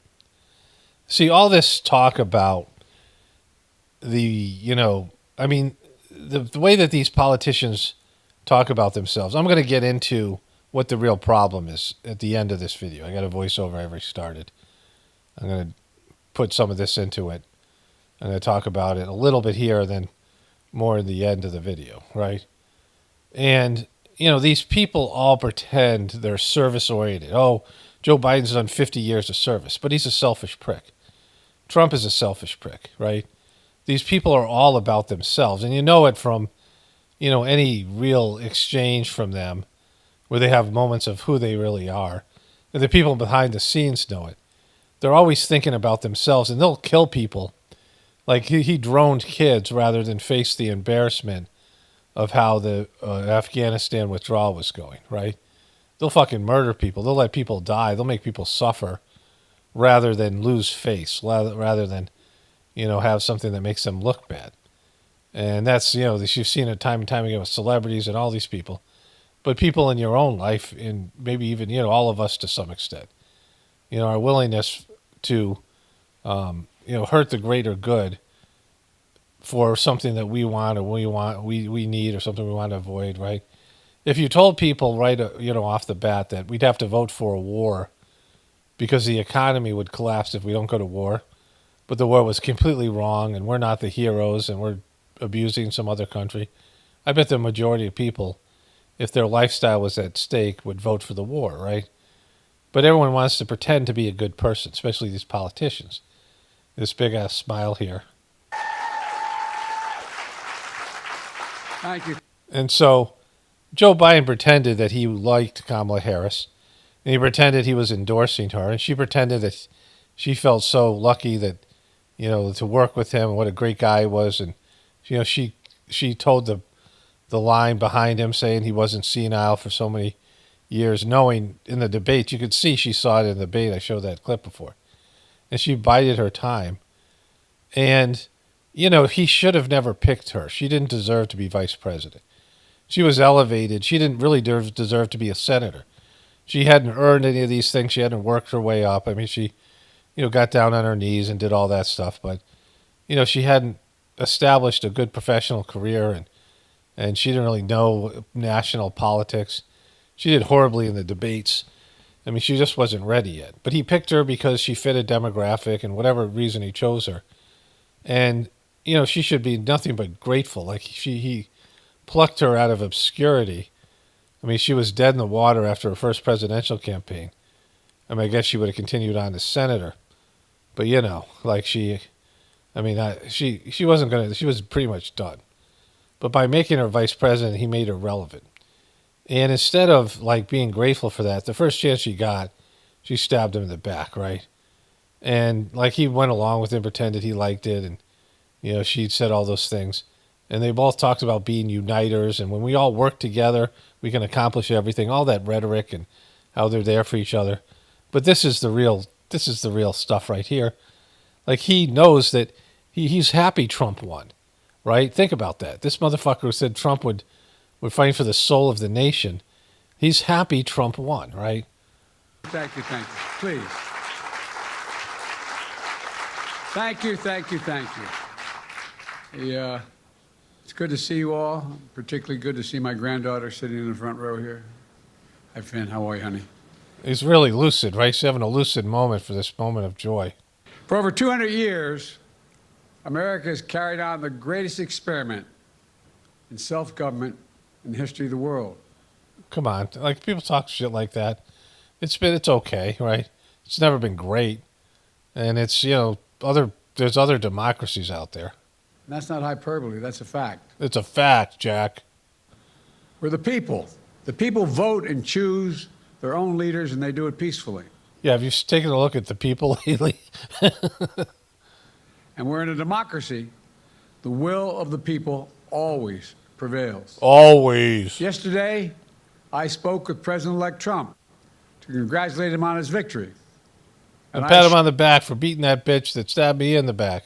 Assured him that I'd direct my entire administration to work with his team to ensure a peaceful and orderly transition. And good, because Kamala promised him the same thing. Only one of you can really promise that, but she did too. That's what the American people deserve. Yesterday, I also spoke with Vice President Harris. She's been a partner and a public servant. She ran an inspiring campaign, and everyone got to see something that I learned early on to respect so much: her character. Her character. She doesn't have any. That ungrateful bitch stabbed me in the face. She has a backbone like a ramrod. She has great character, true Exactly, a backbone like a ramrod. That's what they always say. Character. She gave her whole heart and effort, and she and her entire team should be proud of the campaign they ran. Except the part where they didn't let me be a part of it and they ran away from my wonderful legacy. You know, the struggle for the soul of America since our very founding has always been an ongoing debate and still vital today. What the fuck does that even mean? There's not a debate. You're saying you're the good guys and Trump is the bad guy. If he is elected, he's going to take away the soul of America. That's what you said for 6 fucking years. I know for some people, it's a time for victory, to state the obvious. For others, it's a time of loss. Campaigns are contests of competing visions. The country chooses one or the other. Exactly. That's how it works, people. We accept the choice the country made. I've said many times, you can't love your country only when you win. Exactly. You said it. We heard you. It's easy for you to say it because you got stabbed in the back and you didn't really lose this time. And you're basking in the fact that Kamala Harris, who stabbed you in the back, lost. You can't love your neighbor only when you agree. Something I hope we can do, no matter who you voted for, is see each other not as adversaries, but as fellow Americans. Bring down the temperature. See, the thing is, you said Trump is the devil now for 6 years. And he said the same thing about you. And you guys embraced it. And now all of a sudden you're like, oh, let's have a kumbaya moment now the election's over. You know, when you go this stark and you go this us versus them, good versus evil, which is, not the case because none of these things are true. I've said before, Biden and Trump have a lot more in common in terms of who they are as people, their characters, and all these things, even their beliefs and their mannerisms and things, because they're from the same generation and they're not all that different, right? In terms of certainly their psychological makeup. And so you can't say all these things and then just say, all right, we were just kidding. Everyone get along. Like you are saying these things not against Trump. You're saying them to manipulate the American people. You're trying to scare them into voting for you and to buy your agenda. And when you go dark, you go, dark politics and you go south on something like this. There's no like coming back and saying, yeah, we're just kidding. Like Trump said after the election when they were saying lock Hillary up, and he said, no, that played well before the election. Because once you do that, then you negate everything you just said. And you're like, well, it's not all that bad. We're all just pals, right? And that's how it is because these guys are all in the same club and they're manipulating you to whatever extent voting works or any public opinion works. They're lying to you and manipulating you. and you're their enemy, right? You're their prey, like they're preying off you. I also hope we can lay to rest the question about the integrity of the American electoral system. It is honest, it is fair, and it is transparent. Cheating is always a part of it. You guys all cheat. There's all cheating. You'll do anything for an edge, right? And, things can be manipulated. Electronic voting machines can be manipulated. The ballots, there's so many ways to cheat an election, right? And they're done in counties. You just have to cheat in a couple counties. You're not cheating all over the nation. You just got to find some counties and swing states, and if you get away with it, or they don't want to, if you get caught, the people that catch you have to weigh the effects of them coming public and saying elections aren't legitimate, because once people have doubt in elections, then they have to face the fact that their opinion doesn't matter and that it's not really up to them and they don't have a say. And then their anger and frustration can't be, it's like a pressure cooker. They go to the voting box, they go voting booth, and it releases some of the pressure, right? And if you don't have that, then you have mobs, right? This is, democracy is more about dealing with the mob, preventing the mob.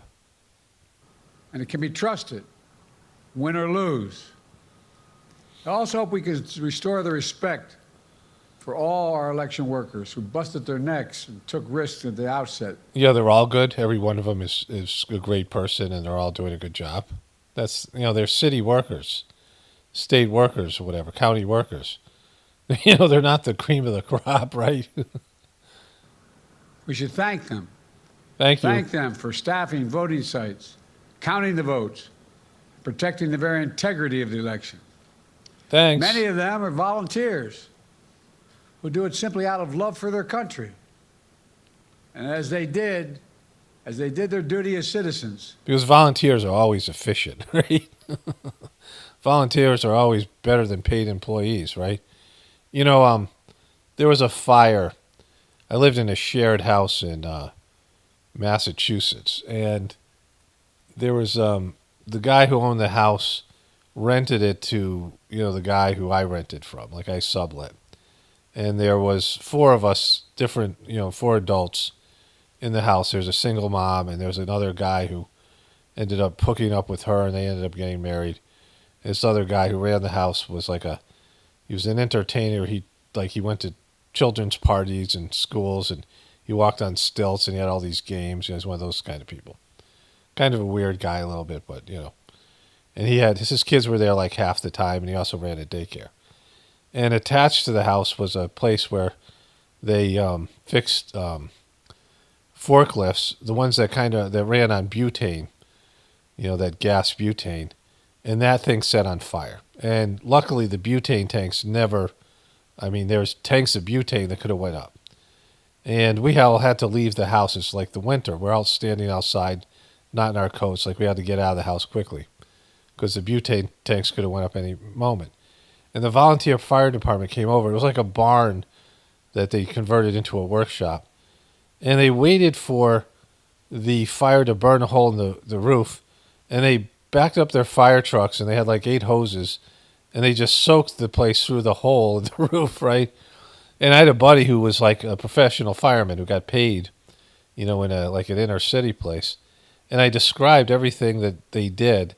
And he was laughing. He goes, that's why they call the volunteer fire department people surround and drown, because they wait till there's a hole in the roof and they just try to soak the thing. He said we have to go in there and kick the door open and make sure there's limited amount of damage. Like we have to go in the fire. They have oxygen masks, and that's where the danger is. But you do that because you're getting paid. If it's just a hobby, you're just going to stand outside with your hose and try to drown the thing, right? I will do my duty as president. I'll fulfill my oath, and I will honor the Constitution. On January 20th, we'll have a peaceful transfer of power here in America. You're just a great guy. You've already been kicked to the curb. You lost nothing. You were already stabbed in the back. See, his friends were his enemies. Some of the people on his own staff, some of his, political contemporaries and his vice president conspired because of his senility, right, which was well-deserved. I mean, he didn't deserve to run. He didn't deserve to be president in the first place. The whole thing was rigged in his favor, right, when they cheated Bernie Sanders twice out of the nomination, right? To all our incredible staff, supporters, cabinet members, all the people who've been hanging out with me for the last 4 years, God love you, as my mother would say. My mother would say those things. She said, God love you. Thank you so much. You put so much into the past 4 years. I know it's a difficult time. You're hurting. I hear you and I see you. But don't forget. Don't forget. Don't forget all that we accomplished. We accomplished so much. We did it. We did all those things. It's been a historic presidency. Exactly. Yeah, yes, presidency. Not because I'm president, because of what we've done, what you've done. A presidency for all Americans. Much of the work we've done is already being felt by the American people, but the vast majority of it will not be felt over the next 10 years. Exactly. That's why they didn't vote for me. But 10 years, they'll be like, hey, that guy Biden was right all along. We have legislation we passed that's just only now just really kicking in. It's just kicking in. We're going to see over $1 trillion worth of infrastructure work done. Look how happy he is about talking about himself. Changing people's lives. Changing people's lives. Communities and communities that are in real difficulty. I don't know why they didn't elect me again. I did such a great job. Takes time to get it done. And so much more. It's going to take time. But it's there. It's there. The road ahead is clear, assuming we sustain it. There's so much we can get done. Okay, so you see how he has way more energy than Trump did? Like, he's the happiest guy. Trump was, very low energy after the election. Went back, and his first time he won, same thing. Low energy. Like, Trump usually brought a lot of energy to these rallies. And then after he wins, he has no energy. He's like, all right, I won, whatever. Like, he wants it, but when he gets it, he's not that psyched. And Joe Biden has been known for low energy. This is one of the best speeches he's given in years. Like, he's psyched. He's definitely more lucid. Of course, they've hit him in the basement for the whole time that Kamala was, running. But look at him. Like, let's go to the end here. But he's just totally more energy here. They're just walking away. There's just not that much here. Beat it. We lost this battle. The America of your dreams is calling for you to get back up. That's the story of America for over 240 years. Exactly. Let's go back a little bit more. Let's do that. Now we have 74 days to finish the term. Our term. My term. Let's make every day count. Every day.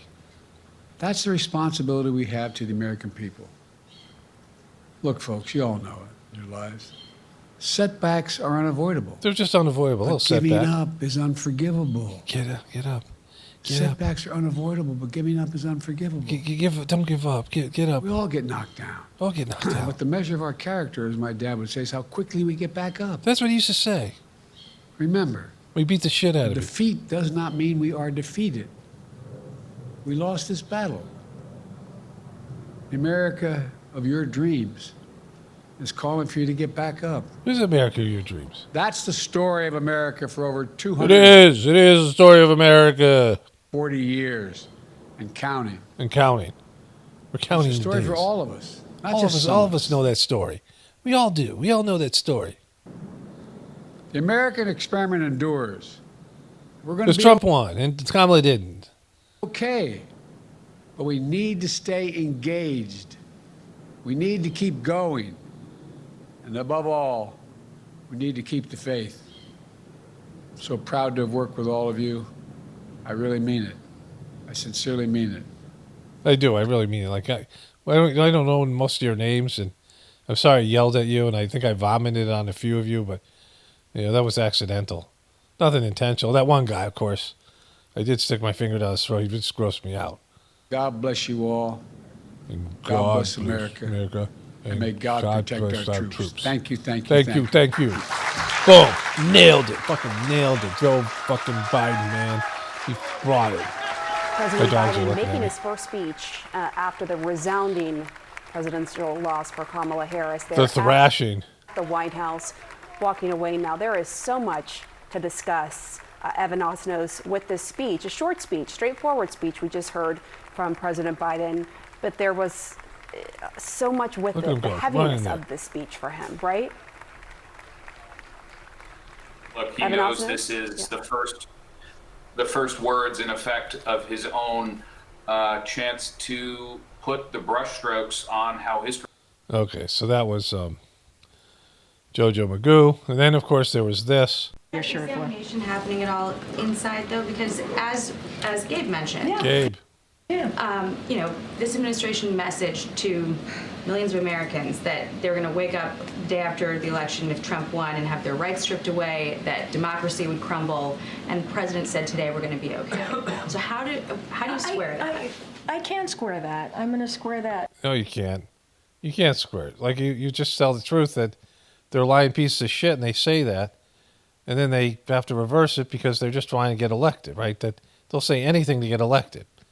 That's what I'm going to get into at the end of this video. They just say anything to get elected. That's all you have to say. They will fucking tell you anything and say anything to get into the position of power. They'll do anything to fucking win. Lie, cheat, and steal, and lie to you, and manipulate you, and gaslight you, because that's what they'll do. Everything's fake as fuck. They're not good people, and we're all liars and manipulators, and Washington, D.C. is the disgusting place of disturbed people, power-hungry people that are selfish, and they'll throw their mother under the bus for another day in power. In a way that hopefully makes sense, because I've been answering this question multiple times. The American people made the decision. There was an election 2 nights ago. There was. There was one. I know it. I heard about it. Did you guys hear about it? Where's Gwen Walsh? You know, the real person, the real tragedy is Gwen Walsh has now disappeared from our lives. And it was a free and fair election. Free and fair it was. And we respect the election process. Yes, we do. And Americans spoke. And so the job of the president is to make sure we respect that. The job of the president is to make sure that we have a peaceful transfer of power. That is what the American people deserve. And that's what we're going to, it's not complicated. It's truly a simple. It's only complicated because you don't answer the fucking question. You said that Donald Trump is a fascist battling for the soul of the nation. That Donald Trump will be a dictator on day one. That was one of your talking points. Joe Biden said it. Kamala Harris said it. He said that Donald Trump was going to be a dictator on day one. So Joe Biden just said he's going to hand power over to a dictator on day one. And so can't wait to hand over the power to a dictator on day one, because that's what happens. America elected a dictator, and we're just going to hand power over to him. As that. As simple as that. The president called the president-elect, invited him to the White House. You know why? Why? Because he's a dictator on day one? Because that's customary. It's customary. That is customary. It's customary. That is what you do. It's just what you do. If you respect what the American people decided, that's what you do. And that's what the president's going to make sure that the Trump transition has what it needs. He needs all kinds of dictator shit. We got to get him we got to get rid of all the democracy shit and give him all a bunch of dictator stuff. Is being led, obviously, by our chief of staff here. Why? Because the president wants to lead by example. It's not complicated. It's not complicated at all. I don't know why you're so stupid. Stupid. Isn't. And... I'm just going to be really condescending with you and never not answer the question and talk about how stupid you are. Stupid. That's important. Example is the message to people who are fearful based on what the messaging was about the stakes. Well, now you're just twisting everything around, and that's what you're saying. Our words actually meant what they meant. You're saying those words meant that the word itself. When he said dictator on day one, he actually meant dictator on day one. Not I'm just saying this because I want to be president again, right? Unfair. No, it is. No, Jackie, it's unfair. It's unfair, Jackie. Jackie, stop being so fucking unfair, stupid.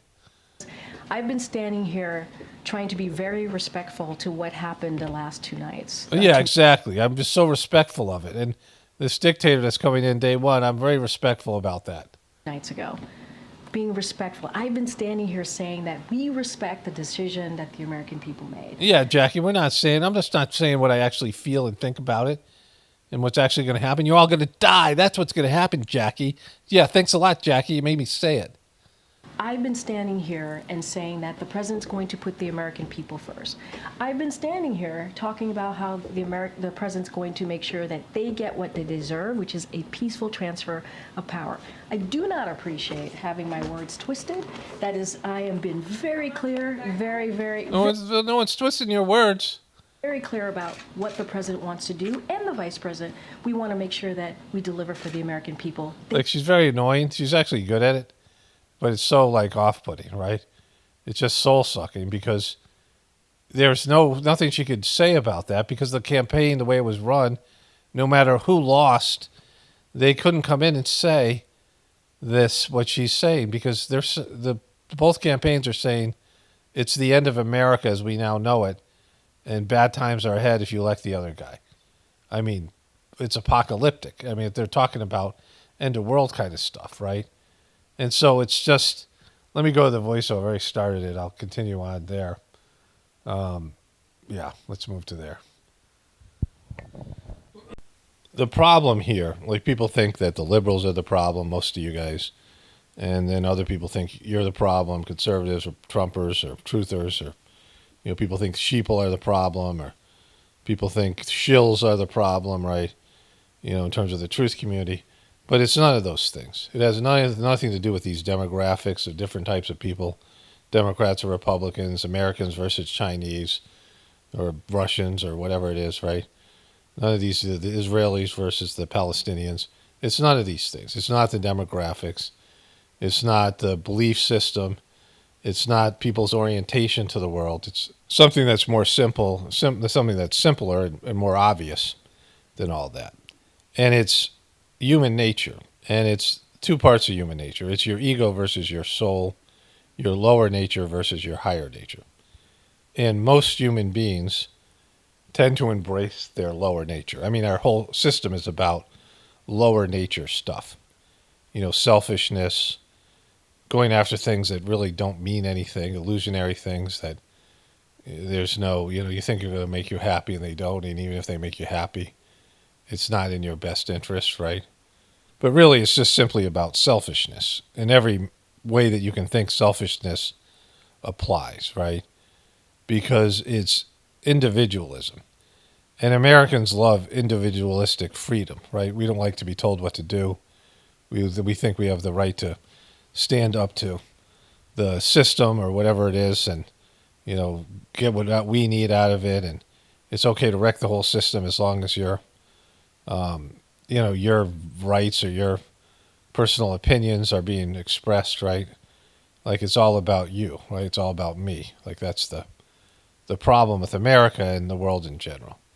Because the selfishness, the individualism, and the lack of any sense of sacrificing your needs and your whatever it is, your personal agenda, your personal beliefs for the good of everyone else, right? And everyone's battling with that. It doesn't matter if it's liberals and Democrats. It's not about your beliefs. It's not about your opinions. It's not about your desires or any of this bullshit. Like it's about your lower nature versus your higher nature. And people flirt with their higher nature, even criminals. People have their moments. And people will sacrifice for their kids, maybe, for some period of time or, for loved ones. I mean, they'll put other people before themselves. Everybody does that a little bit, right? Everybody has some sense of that. But it's just minimized, right? It's minimal compared to the selfishness. And the people that are running the system are the most selfish because the system rewards for sociopathic, narcissistic personality disorder type behavior. If you have those personality traits, which Trump does and Kamala Harris does, and every one of these politicians, Elon Musk and Tucker Carlson, and all of them, all these celebrities, they all have it. They're all, they all have a personal agenda, right? Okay, so I stopped where I just was, where you just heard, and I went and I shot the last two screen flow things for Joe Biden's speech, and then the press secretary denying the hypocrisy, right? So let's continue from there. Here, you know, when there is an attitude, it's supported in America, that if you want something and you want to win, that you doing everything in your power, neglecting your family if you're an athlete, doing bad things to your body so your body's going to be wrecked when you get older, expending life force and energy to get something you desire, and then hurting other people, lying, cheating, and stealing to get what you want, right? You know, winning is everything, and achievement, and, you know, you have this resume, going back to what I was saying earlier, of these things that you have, right? You know, your possessions, your titles, your, you know, your success, your, you know, all of it, all the ways, your documentation of your success. When people say, are you a piece of shit? No, look at the car I drive. Look at my shirt. It's designer. Look at this, look at that. You know, these are, look at the jewelry I have, or whatever it is, right? I'm not a piece of shit. Look at these. Does a piece of shit drive a Corvette? Right? You know, that kind of stuff. Does a piece of shit have a swimming pool with a hot tub in it? No, that is a piece of shit. I'm not one, right? And so looking for your validation outside yourself and in an individualistic way, where it's what you have and what you've done and what you are, as opposed to what you've contributed, as opposed to what you've done in terms of serving others, in terms of your footprint, of leaving the world as a better place by not using so much resources, like all the things, right? I mean, all people who are extraordinarily wealthy are hoarders. I mean, they're the worst people. I have a meme somewhere I'm not going to show you. But there's like a big boat and a small boat going into the big boat, and it's the caption is, I'm going to park my boat inside my other boat, right? And so, you know, all of this type of, you know, extraordinary and unnecessary usage of wealth, right? Just the wealth to have things that you're never going to spend, you know, and the famous argument in Wall Street where Charlie Sheen's saying to Michael Douglas, you know, how many yachts can you water ski behind? Which is stupid because you don't water ski behind a yacht, I would assume, right? Maybe you do. I've never seen it, though. But either way, the point is that it's about selfish achievement and lying and stealing and doing whatever it takes to win and get what you want. And that's the problem, because it isn't who gets elected. It's how the whole system works now. And the negativity and the, you know, the just the ickiness of it all for nothing, right? And, you know, these guys coming in and looting and taking as much as possible out of the you know, the coffers, the collective monies that are spent, that are given through taxes, and just taking that money, or, you know, making bills and laws and policies that benefit corporations and getting kickbacks, and the corporations making lavish amount of money, hurting the American people with poisonous food and, you know, drugs with these horrific side effects and all this kind of shit, right? And it's just about lower nature, you know, and a lack of work on your character. So I started the Sajmarg meditation in 1993. And I had been into God when I was like in 8th grade, 7th grade, 8th grade. You know, maybe before that, when I was a kid, I had thoughts about God. You know, I went to these prayer meetings my mom had. She went to these conventions, and I went to some of them. And I, you know, was into them. I had, you know, there's people that would come over, these nuns and things, these, you know, people who are religious and whatever it was. And then I was always somebody who was into philosophies and, you know, being into like why people do what they do, and learned about psychology and things in college. But yeah, I wasn't thinking very much about God. Very selfish, very punky, and just didn't have a goal, underachieving. And I started Sajmarg when I was 29. And I started reading about it, and a lot of it, my responsibility in the practice was to build character, right?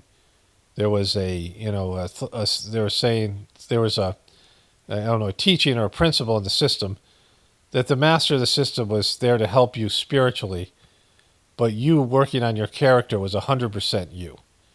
That you had to, as you grew spiritually, had to create a good character, and it didn't come automatically, because people who become spiritual and end up having, you know, divine revelations and having connection to God, they have to also balance that out by working on their egos and their personal choices, because it's very easy to take advantage of people who see you now as a spiritual person, right? People are attracted to you because of your spiritual work that you've done. But that doesn't guarantee that you're going to be a good person and you're going to have a good character. You have to work on that on your own. And when I became a preceptor in the mission, I read these books, and I've been talking about this in my Journey series. You know, I had moved from Massachusetts. I worked in a treatment center, and I drove across the country because I was going to be in New Mexico. I was made a preceptor because there was none out there in New Mexico, and I was willing to move. I was quitting my job anyway. I drove across the country, and I got all the stuff I needed for when I was going to come back. And this is the time where I went and, went to that. When I came back from India, that's when I did the interview at that place, was, running that pyramid scheme, just in terms of context. And so I flew from Albuquerque, New Mexico. I put my car in storage. I had an apartment so that when I got back to America, I would be ready to come back. I was spending 5 weeks in India. And I flew from Albuquerque to Los Angeles, and I got what was called a sitting. Some guy who was a preceptor came out, and you did the spiritual cleaning in the airport. This nice guy. He ended up starting my son years later, about 5-6 years ago. And so I flew from Los Angeles to Taipei on Singapore Airlines, and that was probably the most luxurious thing I had ever experienced. Singapore Airlines was an amazing, it was the luxury there. We went to the Singapore airport, and then I flew into Delhi, and I was going to meet the master of the system there, but he had broken his toe, so I stayed in the Delhi ashram. Someone came and picked me up, and then I went to Chennai, where the ashram was, right? And so I became a preceptor there. I went through this cleaning process and all these things. And I came back home, and it was an epic trip. And I was listening to these tapes and reading these preceptor books, and it was talking about the kind of person you would have to be. The second one was more about techniques and some to do with character. And I've recently come into possession of copies of these books again, right? There's about 1,000 of them. At least the first printing was 1,000 books, and I think there's only 1,000 out there. And they're epic books, and they're really having a strong effect on me. Reading them again. Of course, I'm doing this thing with the Gratefulness meditation. And so I read these books. I had a 2-hour commute. I was in Albuquerque at first, and I had to drive to Los Alamos, where the National Laboratory was, where they built the first atomic bomb. And that place was an absolute trip, right? That was the place where that outpatient sort of activity center for kids there was, where that annoying girl from Wisconsin was, right? So that gives that more context to what I'm talking about here. And so I had copies of these cassette tapes for the books, and I would listen to them on this 2-hour drive to the work and 2-hour drive home. And then eventually I moved to Santa Fe, and I had a 1-hour commute, but still, I listened to these tapes over and over again, over like a 2-year period. And so that was 1995, 96. And I don't know if I read the books again. Maybe I did. But, I got married and I had kids and was overwhelmed and went back to graduate school. And so I didn't have time to read the literature like I used to. Like I used to read the literature for a couple hours a day. And I just didn't have time. And I don't know, so it's been, 1996. So we're talking about 30 years, right? Sometime around that. And so this thing happened with Gratefulness meditation. Like I realized Heartfulness was a, cult, and it wasn't doing what it used to do for me. I started doing the practice, connecting directly, and I'm not going to get into this whole thing. I've talked about it extensively. And eventually I started doing preceptor work when, I wasn't really a preceptor anymore, and this whole thing for this Gratefulness meditation. And I was hoping to get these books again, because I thought I should reread them. It'd be important. And it took me forever to find them. I found them on some online bookstore. They came from Ireland. I knew of the guy who used to own them. He was sort of a famous person, and he was so prominent, the most prominent preceptor in Ireland, right? But he must have died, and his books ended up in some online catalog. And I was waiting for that to happen because I couldn't retrieve my copies because my ex never returned them to me. So there's all this stuff. And so I was reading the books. The first ones, like I said, do deal with character, and I'm reading that part of it.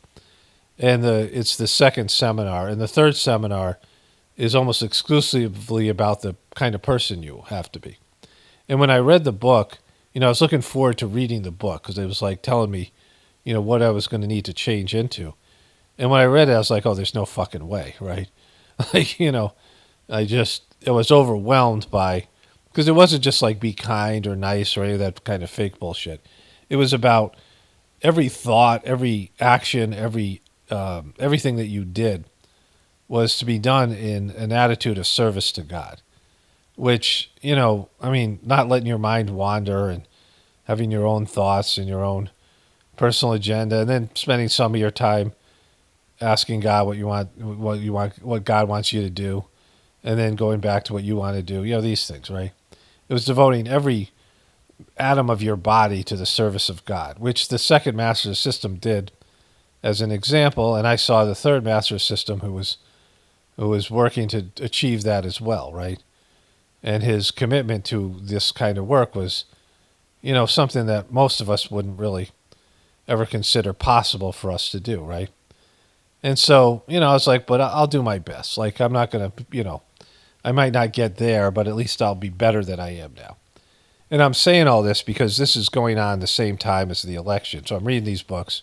And then also at the same time, there's a guy I call the dodgy truther. So there's the fourth master of the system, Kamala Patel. He owns a series of pharmacies, 7 pharmacies in Staten Island in New York. And he was a good preceptor in Abiyasi, I knew him before he was master of the system. And now he's just shit the bed. Like, he's getting into criminal activity. He sucks. He's stupid. He makes bad decisions. He's got no sort of charisma, and he's basically wrecked this whole mission. And he's got, he had this scam he did with this Brighter Minds for Kids, where they would do these goofy exercises, right? Like recently, he returned to America, and he was in Atlanta, and he went to a few places, and he brought these kids out, right? And these kids would pretend to smell colors. Like, they would put a blindfold on and solve a Rubik's Cube, and they put the cube next to their ear, and they would tap it, pretending they could see the cube visually. And that's not even how your visual field works, right? Like, it's hard to see something, close your eyes and look at a Rubik's Cube and recreate that visual image in your mind. It's hard to do that. And so, they were saying that they could tap the cube, and by tapping the cube, they could see all the colors of the cube and be able to do the algorithms to solve it. And they'd smell the cube, and they'd touch the cube, and they were rewiring their senses because they were doing these goofy little exercises, things my family used to do years and years ago. I remember my family doing this. And Dodgy had all these assholes, these practitioners of the system, who got to know that this thing is a goof. And some of them have, they do know it, and some of them see my videos on it. And they're patting the top of their heads and rubbing their fucking bellies like a bunch of assholes, even though they're too old to rewire their brains because, it only can be done when you're under 15 because that's how the scam works, right? And there's a bunch of people that know Dodgy's a piece of shit, and one of these guys is the Dodgy Truther, and he posts shit on Facebook almost, religiously, exposing Dodgy and his lies, but it doesn't do anything. And when I started talking about it and made videos about it, he reached out to me, and he, sends me things once in a while. And he sent me something about a week and a half ago in which Dodgy's sons, I knew that they had tried this online pharmacy, and they lost $119 million of investor money. They created this, sort of Shark Tank-like company where they were looking for investors. You know how these contestants go on Shark Tank. And they inflate, and then he sent me this indictment from the SEC, right? And the indictment was pretty severe. And Dodgy's son had taken the fifth. He was CEO of the company. Both his sons were CEOs, but only his one son was thrown under the bus. And I talked about how it was like the way this Amanda Devine talked about Joe Biden's relationship with his 2 sons. He had this golden boy son, Beau Biden, who was Sahaj and for Kamala, his son Sahaj, and then his younger son, Marg, Sahaj Marg is the name of the meditation practice I do. And Marg Patel was being charged with fucking inflating the value of basically stock fraud and investor fraud. And he was on the hook for $175 million of investor money that they took and absconded with to India. And it's, when someone pleads the fifth and their family has been involved in other scams, and on top of that, Daji has thrown his former master. Like in India, they have this master-disciple culture. And it's very, people all know about it there. And there's etiquette and there's there's reverence, right? The same way that Kamala Harris stabbed Joe Biden in the back kind of thing. But in India, there's just none of that. And he has stabbed his, spiritual master, he's his successor, Charji, in the back, and tried to minimize his accomplishments and all that kind of thing, right? Get rid of, stop people from celebrating his birthday. I mean, just real petty shit. Like he's got some kind of a grudge, and he's, it would be like someone coming in, and it would be someone who was Jesus' successor, like, I guess Peter or Paul, I guess it would be St. Peter, right? Who was Jesus' successor. He took over the church. Jesus said, on this rock, which was Peter, I shall build my church. And Peter, if he came out, he just talked shit about Jesus and said he was better than Jesus. Like if that had happened, right? That's the equivalent of what Daji has done, right? And all the people in India know that shit's wrong, and they're just ignoring it.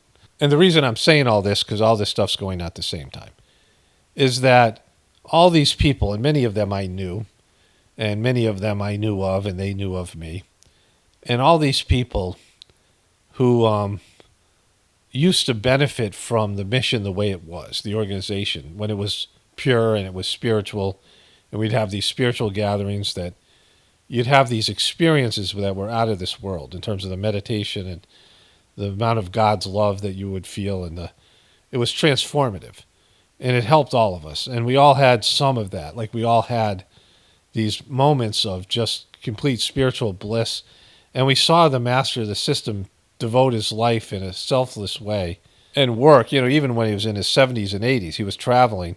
He used to travel 200 days a year, and he would just make himself available, and he would do this spiritual work and give these sittings and give talks and lectures and run the organization.